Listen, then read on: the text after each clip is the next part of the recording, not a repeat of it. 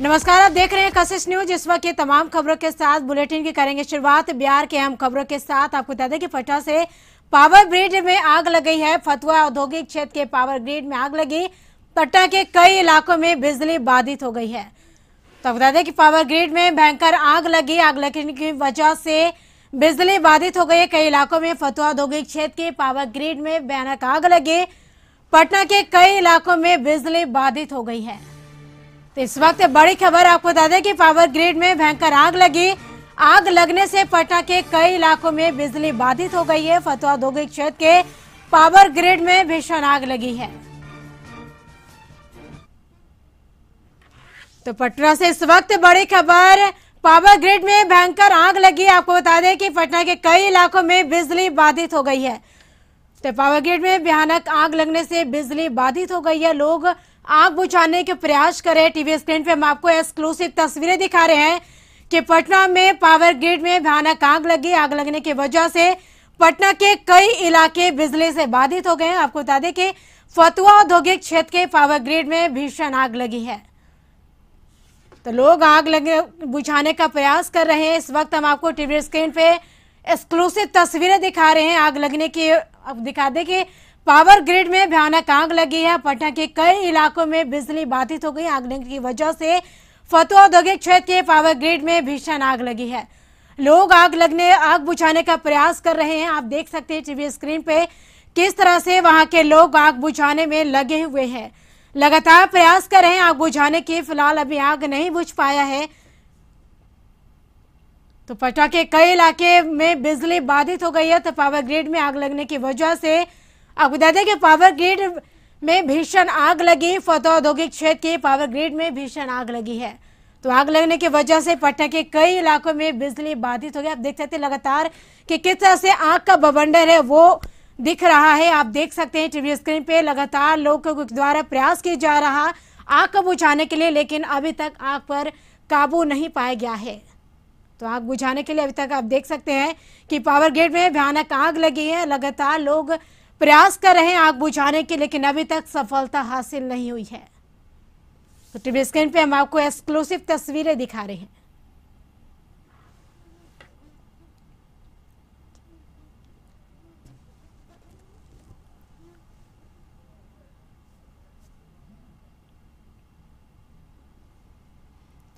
अधिक जानकारी के लिए पटना सिटी से हमारे सहयोगी परमानंद जुड़ चुके हैं। परमानंद, किस वक्त और किस जगह ये आग लगी? आग लगने की वजह क्या है? क्या पूरी जानकारी मिल पा रही इस वक्त? बता दें फतुहा ग्रिड जो कि काफी बड़ा ग्रिड माना जाता है। जो अभी जो गौरी चक वगैरह में जो ग्रिड थे वो बाद में सबसे पुराना और सबसे बड़ा ग्रिड इसे माना जा रहा है। और अभी यहाँ जैसा कि यहाँ के लोग बता रहे हैं कि 50 MVA का जो ट्रांसफार्मर है उसमें भयानक आग लगी। आग का कारण तो यहाँ के लोगों ने बताया कि जो 33 kV का जो तार होता है वो किसी फैक्ट्री में या किसी ग्रिड में ले जाने के लिए होता है। उसमें किसी ने टच किया है बांस के द्वारा या किसी चीज के द्वारा, और उसके कारण जो जर्क हुआ है जिससे इसमें से लोड प्रेशर हुआ और यहाँ ट्रांसफार्मर में आग लगी है। हालांकि अभी कोई अधिकारी कैमरे पर कुछ बताने के लिए तैयार नहीं है। फिलहाल मिनी दमकल की गाड़ी आई है, लेकिन अभी आग झटका तक है। इसमें कम से कम 2 बड़ी दमकल की गाड़ियां आएगी तो आग पर काबू पाया जा सकता है। लेकिन यहाँ के लोगों ने बताया कि 1 घंटा पहले दमकल की सूचना दी गई है। आलमगंज से दमकल आते हैं, लेकिन अभी तक बड़ी दमकल की गाड़ी नहीं आई है। जी बिल्कुल परमानंद, हम आपसे पल पल की अपडेट लेते रहेंगे। फिलहाल तमाम जानकारी के लिए बेहद शुक्रिया। बढ़ेंगे अगली खबर की ओर। बाढ़ की स्थिति का जायजा लेने केंद्रीय टीम मुजफ्फरपुर पहुंची और जिला प्रशासन के साथ केंद्रीय टीम ने एक बैठक की है। इस बैठक में केंद्रीय कृषि विभाग के निदेशक सहित कई अधिकारी मौजूद रहे। वहीं इसके बाद केंद्रीय टीम ने कटरा प्रखंड के बाढ़ प्रभावित गांवों का दौरा किया। इसके बाद टीम केंद्र सरकार को बाढ़ से हुए नुकसान को लेकर एक रिपोर्ट भेजेगी।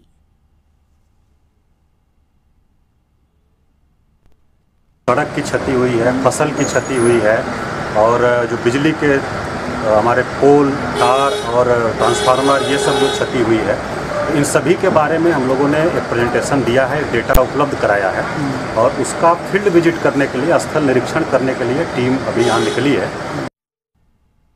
अधिक जानकारी के लिए मुजफ्फरपुर से हमारे सहयोगी मनोज जुड़ चुके हैं। मनोज, बाढ़ की स्थिति का जायजा लेने केंद्रीय टीम आज मुजफ्फरपुर पहुंची और एक बैठक भी की है।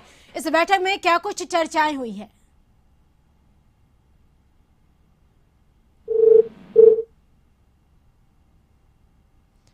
तो लगता है हमारा संपर्क हमारे सहयोगी से नहीं हो पा रहा। फिलहाल आपको बता दें कि बाढ़ की स्थिति का जायजा लेने केंद्रीय टीम आज मुजफ्फरपुर पहुंची और जिला प्रशासन के साथ केंद्रीय टीम ने एक बैठक की है। इस बैठक में केंद्रीय कृषि विभाग के निदेशक सहित कई अधिकारी मौजूद रहे। वहीं इसके बाद केंद्रीय टीम ने कटरा प्रखंड के बाढ़ प्रभावित गांव का दौरा किया। इसके बाद टीम केंद्र सरकार को बाढ़ से हुए नुकसान को लेकर एक रिपोर्ट भेजेगी।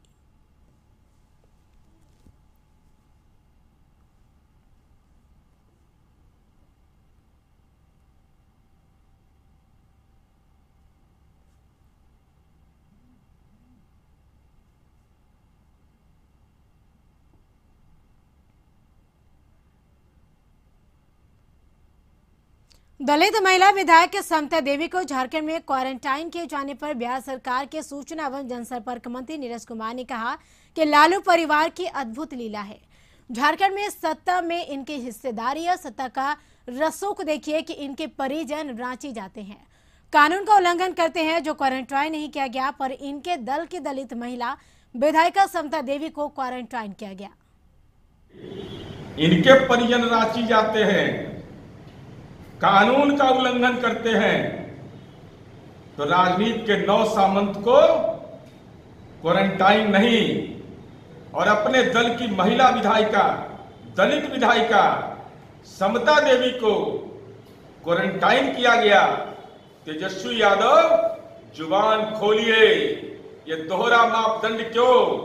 सोना का चम्मच लेके जो जन्म लिया है वो क्वारंटाइन नहीं होगा, और दलित महिला विधायिका है तो वह क्वारंटाइन। कौन सही कौन गलत? तेजस्वी यादव जुबान खोलिए। जीताराम मांझी का मंत्री नीरज कुमार ने स्वागत किया। मांझी के एनडीए में शामिल होने पर खुशी जताई है।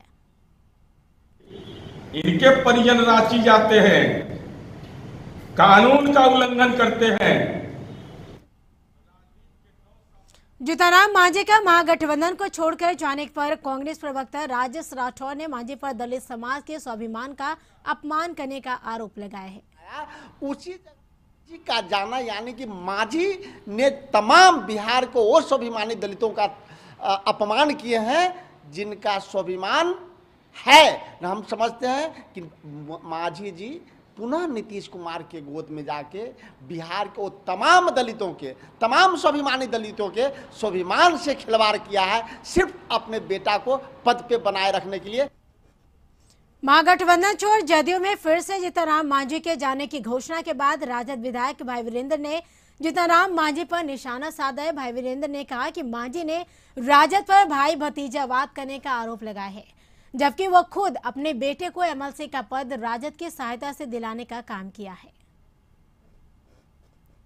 जी जिस थूक को फेंके थे उसी थूक को चाटने गए हैं, उससे ज़्यादा हमें कुछ नहीं करना है। और एक आग्रह और करेंगे कि जैसे यहाँ खोजते थे कि कोऑर्डिनेशन कमेटी नहीं है, तो एनडीए में भी कोऑर्डिनेशन कमेटी नहीं है। और तो मैं कहूँगा कि आप सवाल उठाइए कोऑर्डिनेशन कमेटी का। आप तो बहाना खोजते थे, पता था पहले से ही आप जाने वाले हैं। जदयू प्रवक्ता राजीव रंजन ने तेजस्वी यादव को अहंकारी और अनुभवहीन नेता बताया है। उन्होंने कहा कि तेजस्वी की मनमानी के कारण महागठबंधन के घटक दल नाराज है। उन्होंने आगे कहा कि आने वाले समय में महागठबंधन में एक बड़ी टूट होने जा रही है। अहंकार और अनुभवहीनता का शिकार अगर कोई राजनेता एक साथ हो जाए तो फिर उसका बेड़ा गर्क होना बिल्कुल ही तय होता है। और यह बात पूरी तरह से तेजस्वी यादव पर लागू होती है। जिस तरह से हम पार्टी ने उन्हें टाटा गुड बाई किया है और इसके बाद अन्य छोटे दलों में भी लगातार उनके खिलाफ नाराजगी बढ़ती हुई दिख रही है, तो एक बात बिल्कुल साफ है कि लोकसभा चुनाव में पहले तो इन छोटे दलों को उन्होंने कांग्रेस को हैसियत में रखने के लिए ज्यादा तरजीह दी, और जब कांग्रेस का दबाव बढ़ा तो फिर कांग्रेस को खुश करने के लिए छोटे दलों को हैसियत में। इधर कांग्रेस प्रवक्ता राजेश राठौर ने जदयू प्रवक्ता राजीव रंजन के बयान पर प्रतिक्रिया देते हुए ये कहा कि जेडीयू महागठबंधन की टूट की बात कर रही तो पहले उन्हें एनडीए के घटक दलों में आपसी एकता को देखना चाहिए। शिव को अनुभवीहीन कैसे कहते हैं, अहंकारी कैसे कहते हैं? इसका मतलब जिसके मुख्यमंत्री कार्यकाल में वो उप मुख्यमंत्री रहे तो उप मुख्यमंत्री बनाने वाले मुख्यमंत्री अनुभवहीन हो गए। जिसके उप मुख्यमंत्री अनुभवहीन हो, इसका मतलब है कि मुख्यमंत्री अनुभवहीन है। उनके अनुभवहीनता के कारण ही मंत्रिमंडल का गठन ठीक से नहीं होता है। दूसरा कि जेडीयू को दूसरे के घर में न झांके। महागठबंधन व्यापक हो रहा है, तमाम वाम मोर्चा मेरे साथ आया है, उनके और बहुत व्यापक हो रहा है, लेकिन जेडीयू अपना घर तो देखे। जिसका घर शीशे का होता है दूसरे पे पत्थर नहीं फेंकते। हिम्मत है तो भारतीय जनता पार्टी 3 दल मिला के लिए है, जेडीयू, भारतीय जनता पार्टी और चिराग पासवान यानी कि एलजेपी। क्या अब तक ये तीनों साथी एक जगह बैठे हैं? बीजेपी प्रदेश कार्यालय में आज मीडिया बाइट सेंटर का उद्घाटन किया गया। बीजेपी प्रदेश अध्यक्ष संजय जायसवाल ने सेंटर का उद्घाटन किया। इस मौके पर उन्होंने कहा कि बिहार में कोरोना मरीजों का रिकवरी रेट 88% है, जो देश में कोरोना मरीजों के रिकवरी रेट से 11% ज्यादा है। बिहार सरकार ने काफी बेहतर काम किया है क्षेत्र में। वहीं पीएम केयर्स फंड का उपयोग कोरोना मरीजों के इलाज के लिए बेहतर तरीके से किया जा रहा है, मगर विपक्ष इस पर सवाल इसलिए उठा रहा है क्योंकि कांग्रेस को पीएम केयर फंड का पैसा नहीं मिल पा रहा है और राजीव गांधी फाउंडेशन में पीएम केयर्स फंड का पैसा नहीं पहुंच रहा है। आज इस मीडिया केंद्र का शुभारंभ हो रहा है और बिहार बीजेपी की मीडिया आप सबों से लगातार संपर्क में रहेगी और प्रतिदिन हमारे कोई प्रदेश के नेता या राष्ट्रीय नेता आप सबों के साथ संपर्क करेंगे। विगत कुछ दिनों से मैं देख रहा था कि कोरोना को लेकर के जिस तरह से विपक्ष चर्चा कर रहा था उसका झूठ पूरी तरह से बेनकाब हो गया है। झारखंड के शिक्षा मंत्री जगन्नाथ महतो ने कहा कि झारखंड में भी शिक्षक झारखंडी होना चाहिए। शिक्षा मंत्री जगन्नाथ महतो ने कहा कि हम बिहार के सीएम नीतीश कुमार के उस बयान पर पलटवार कर रहे हैं जिसमें उन्होंने कहा था कि बिहार में बिहारी शिक्षकों की ही बहाली होनी चाहिए। यदि बिहार में बिहारी शिक्षक तो झारखंड में झारखंडी शिक्षक। कहीं कोई किंतु परंतु बेहिचक बोलते हैं, वहाँ कोई दिक्कत नहीं। यहाँ दिक्कत क्या? यहाँ भी झारखंड टीचर बनना चाहिए। ऐसा नहीं लग रहा है कि पार्टी पॉलिटिक्स में जिस तरह से जो शिक्षक हैं, जो छात्र हैं, जो शिक्षक बनना चाहते हैं, उनके भविष्य पे ऐसा कुछ? अरे क्यों, अपना जगह जगह बनन भैया, पढ़ावन को। वहाँ यदि उसका कोई दोष नहीं तो हमारा क्या दोष लगेगा? राज्य पूरे देश का बात है, पूरे सब जगह की बात है, सिर्फ झारखंड में। तो झारखंड के शिक्षा मंत्री जगन्नाथ महतो ने कहा कि बिहार में जेएमएम चुनाव लड़ेगी और इसके लिए बातचीत ऊपर स्तर पर की जा रही है। महागठबंधन को लेकर जो भी पार्टी का निर्णय होगा उसी पर झामुमो बिहार चुनाव लड़ेगी। पूर्व में बिहार के जमुई में एक सीट झामुमो ने जीती थी और इस बार फिर अगर सीट ज्यादा से ज्यादा मिलती है तो झामुमो बिहार में जीत का परचम लहराएगी। यदि बिहार में बिहारी शिक्षक तो झारखंड में झारखंडी शिक्षक। कहीं कोई किंतु परंतु बेहिचक बोलते। भारतीय जनता युवा मोर्चा के झारखंड प्रदेश अध्यक्ष किसले तिवारी आज धनबाद के नवनिर्मित भाजपा कार्यालय पहुंचे। यहां भाजयुमो के लोगों ने उनका स्वागत किया। इस दौरान इस किसले तिवारी ने पत्रकारों को भी संबोधित किया, जिसमें कहा कि जेईई और नीट की परीक्षा को टालने के लिए झारखंड सरकार कई कोशिशें की, लेकिन उनकी मंशा पूरी नहीं हो सकी। परीक्षा टालने की कोशिश इसलिए कर रहे थे ताकि भाजपा को इसका श्रेय मिल रहा था। भारतीय जनता युवा मोर्चा यहाँ पे हेल्पलाइन नंबर जारी करके छात्रों की सुविधा के लिए, उनके लिए वाहन की व्यवस्था, उनके लिए आवास की व्यवस्था, उनके लिए परीक्षा केंद्र के बाहर सैनिटाइजर की व्यवस्था, मास्क की व्यवस्था, बिस्किट, चाय और पानी की व्यवस्था और फर्स्ट एड की व्यवस्था भी कर रही है। इस सिलसिले में आज उस सुविधा केंद्र के निरीक्षण हेतु मैं यहाँ पे आया था। तो झारखंड में पिछले 24 घंटे में कोरोना के 1027 नए मामले सामने आए। इसके साथ ही कोरोना संक्रमितों की कुल संख्या 44,862 हो गई। इसके साथ ही राज्य में 29,747 संक्रमित स्वस्थ होकर अपने घर लौट चुके हैं। तो इस वक्त राज्य में कोरोना के कुल एक्टिव केस 14,677 है और राज्य में 4.92% की दर से संक्रमित मिल रहे हैं।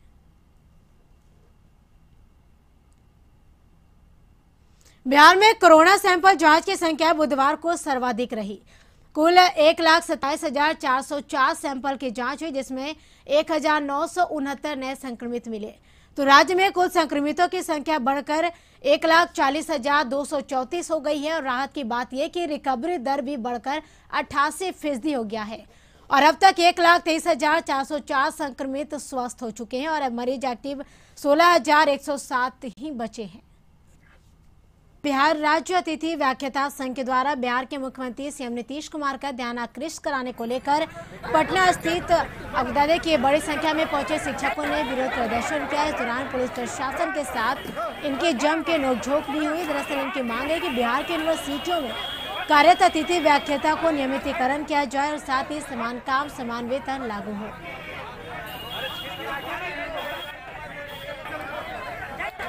बक्सर में उफनती गंगा और उसके सहायक नदियों में भी जलग्रहण विस्तार अब जिले के चेतावनी बिंदु के करीब पहुंच चुका है। जिला प्रशासन बक्सर अब अलर्ट मोड में दिन रात कंट्रोल स्थापित कर पूरी तरह किसी भी स्थिति से निपटने के लिए तैयार हो चुका है। केंद्रीय जल आयोग की रिपोर्ट के मुताबिक आज दिन के 12 बजे बक्सर में चेतावनी बिंदु 59,430 मीटर से महज सेंटीमीटर नीचे 58,950 मीटर रिकॉर्ड किया गया। अभी गंगा का जल स्तर का रिक्सिंग 2 घंटे में 1 सेंटीमीटर चल रही है। कब से? अभी 7 बजे से। अभी चेतावनी बिंदी से कितने दूरी पर है?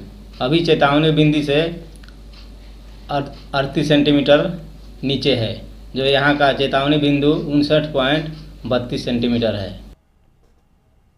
बरकाकाना बरवाडीह रेलखंड में रेलवे का परिचालन पिछले 13 घंटे से ठप रहा।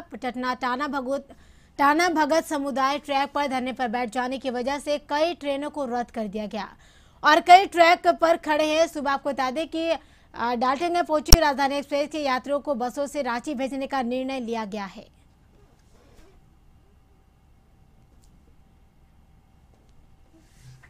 अधिक जानकारी के लिए लातेहार से हमारे सहयोगी मनोज जुड़ चुके। फुले मनोज, इस वक्त क्या कुछ अपडेट इस खबर को लेकर? टाना भक्तों ने जिस तरह से धरना दिया है, फिलहाल अभी इस वक्त किस तरह की स्थिति बनी हुई है? अगर स्थिति की बात करें करिश्मा, तो स्थिति पूरी तरह से पूर्ण रूपेण है। चूंकि जो स्थिति है 23 घंटा पूरे होने को है, 23 घंटा प्लस हो चुका है चूंकि रेलवे ट्रैक जाम का, और इसमें से रेलवे को भारी नुकसान का सामना करना पड़ा है। चूंकि कई पैसेंजर एक्सप्रेस मेल ट्रेन थे और कई स्पेशल श्रमिक स्पेशल ट्रेन थे। इसके अलावा इस रूट से पूरे मालगाड़ी का परिचालन होता है। तो अभी इसमें से जो प्राथमिक हम लोग को सूचना मिली है कि इसमें से तकरीबन अरबों रुपए का नुकसान रेलवे को हो चुका है। इस टाना भगत समुदाय द्वारा जो धरना प्रदर्शन ट्रैक में बैठकर किया जा रहा है। बड़ी चीज करिश्मा इस मामले पर अभी तक जो उभर के आई है कि इस समुदाय द्वारा कोई भी प्रतिनिधित्व तो नहीं कर रहा है, यानी सब अपने आप को रिप्रेजेंट करते हुए वहां पे बैठे हुए हैं। कोई नेता नहीं है, कोई नेता नहीं है, मतलब हर एक लोग नेता है। ये भी चीज समझे करिश्मा। तो जो भी पदाधिकारी इनसे वार्ता करने को जाते हैं, ये सीधा बोलते हैं कि मुझे लोकल वे पे बात नहीं करनी है, मुझे सरकार का प्रतिनिधि से सीधा बात करनी है या सरकार से बात करनी है। सरकार खुद यहाँ पे आए फिर बात करें। मुख्य मांगे अगर हम बात करें तो जल, जमीन, जंगल, इस तीनों चीजों पे इनकी मालिकाना हक ये मुख्य मांगे में शामिल है। करिश्मा मनोज, क्या अभी भी इस वक्त लोग धरने पर बैठे हुए या फिर धरना समाप्त हो चुका है? नहीं, बिल्कुल एक धरने पे बैठे हुए हैं करिश्मा, और धरने पे बैठे हुए तो 23 घंटा ये हो चुका है। बरकाकाना बरवाडीह रेलखंड का 23 घंटा चल रहा है, यानी 24वां घंटा पूरने में महज 1 घंटा बाकी है। तो इस तरह से समझ सकते हैं कि रेलवे को किस तरह से टाना भगत समुदाय टारगेट करते हुए आज तक की ये सबसे बड़ी धरना प्रदर्शन है। अभी तक ये बीते कई वर्षों में इतिहास नहीं है कि इतनी बड़े धरना प्रदर्शन और इतने बड़े पैमाने पर रेलवे को बाधित करने का कोई भी समुदाय द्वारा प्रयास किया गया हो। जी बिल्कुल मनोज, चलिए तमाम जानकारी के लिए बेहद शुक्रिया।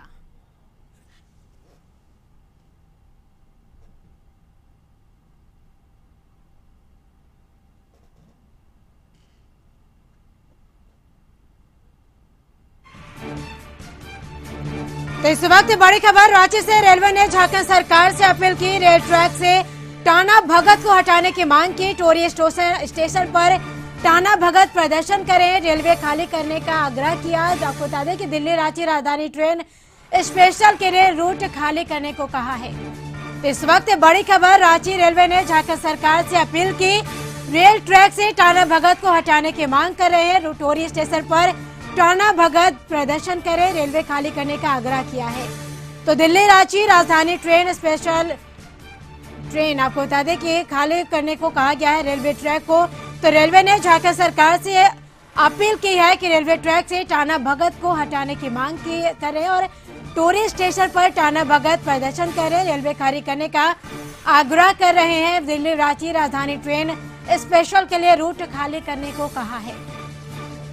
तो इस वक्त बड़ी खबर रांची से।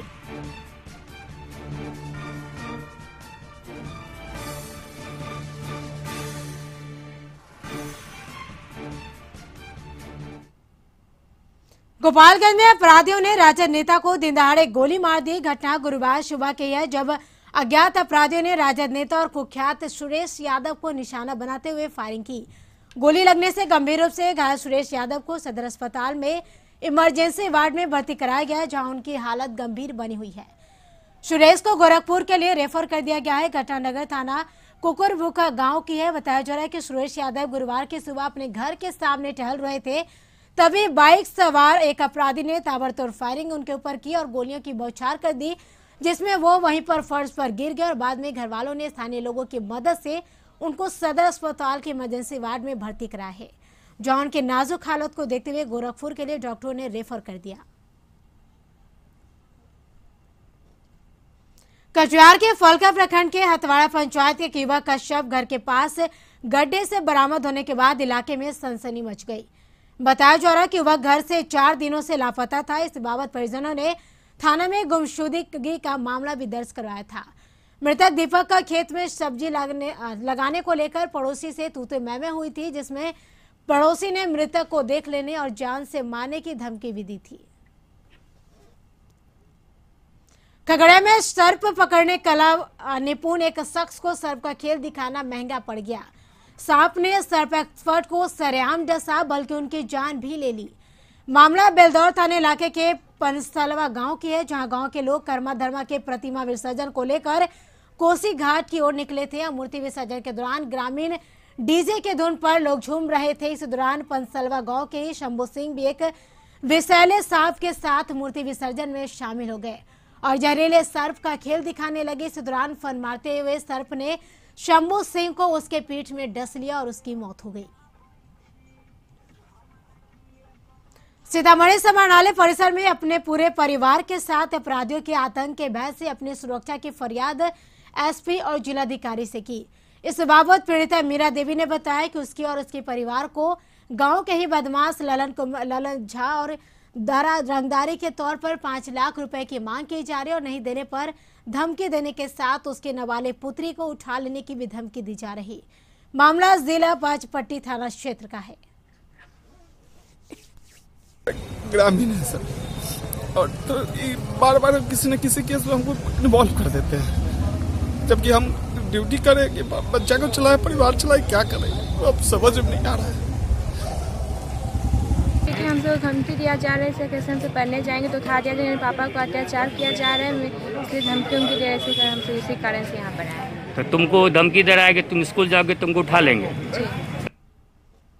पटना सिटी के बाईपास थाना की पुलिस ने गुप्त सूचना के आधार पर करमलीचा के इलाके में छापेमारी कर शराब की बड़ी खेप को बरामद किया, जहां पुलिस ने एक ट्रक विदेशी शराब के साथ 3 शराब तस्करों को भी गिरफ्तार किया। बताया जा रहा है कि आगामी बिहार विधानसभा चुनाव में शराब खपाने की पूरी तैयारी की गई थी। कटिहार के सेमापुर ओपी अंतर्गत बालूघाट के समीप पशु तस्कर के लिए जा रहे 43 पशुओं को बरामद किया गया। एसडीपीओ अमरकांत झा ने पशुओं सहित पिकअप वैन जब्त किया और साथ ही 3 व्यक्ति को भी गिरफ्तार किया। माल 10 आदमी में खरीदते हैं, 2 गो 3 गो 4 गो 5 गो करके, और एक गाड़ी पूरा के लाते हैं। हर थाना में 2000 रुपया करके देते हैं जी। और उसमें अब डीएसपी पकड़ लिया तो उसमें जो थाना प्रभारी है वो भाग गया है, बोलता है हम लोग कुछ नहीं जानते हैं। और हम लोग का गाड़ी भागलपुर इशाकचक थाना अंतर्गत बरापुरा टोला के कुख्यात मोहम्मद सन्नी के खटाल से पुलिस ने हथियार, बम, गोली, चोरी हुई बाइक के पार्ट्स, लैपटॉप समेत कई सामान बरामद किया। गुप्त सूचना पर डीएसपी 2 सुनील कुमार के नेतृत्व में आधा दर्जन से ज्यादा थाना की पुलिस अतिरिक्त बल के साथ यहां पहुंची थी। इधर सन्नी के समर्थन में कुछ लोग सामने आ और पुलिस से उलझ गए। शेखपुरा जिले के चेवाड़ा थाना क्षेत्र के चकंदरा मोड़ के पास नवजात के बरामदगी को लेकर उग्र ग्रामीणों ने सड़क जाम कर प्रदर्शन, आपको बता दें कि जाम कर दिया। लोगों ने कहा कि संस्थागत प्रसव को लेकर 16 अगस्त को सदर अस्पताल पीड़ित परिवार आया था, तभी नकाबपोश महिला ने नवजात के दिन दहाड़े चोरी कर ली, जिसके बाद कई दिनों तक हंगामा हुआ है पीड़ित परिवार के द्वारा किया गया। आपको बता दें कि जिसके बाद पुलिस ने जल्द ही नवजात की बरामदगी को भरोसा दिलाकर शांत किया। पूर्णिया जिला को धूम्रपान मुक्त जिला घोषित किया गया। डीएम राहुल कुमार ने समानालय में घोषणा पत्र पढ़कर इस बात घोषणा की कि साथ ही लोगों को शपथ भी दिलाई गई। तो भाई स्टेट हेल्थ सोसाइटी के पूर्णिया जिले को धूम्रपान मुक्त जिला घोषित किया गया, जिसके आधार पर आज एक कार्यक्रम का आयोजन किया गया है। और जितने भी लॉ इन्फोर्समेंट एजेंसी हैं प्रखंड स्तर से लेकर जिला स्तर तक जो भी छापामार दल गठित है, उनको आज फिर से एक सेंसिटाइज किया गया है कि स्मोक फ्री डिक्लेरेशन। इसी के साथ इस वक्त बुलेटिन में इतना ही। आप देखते रहिए कशिश न्यूज। मुझे दीजिए इजाजत, नमस्कार।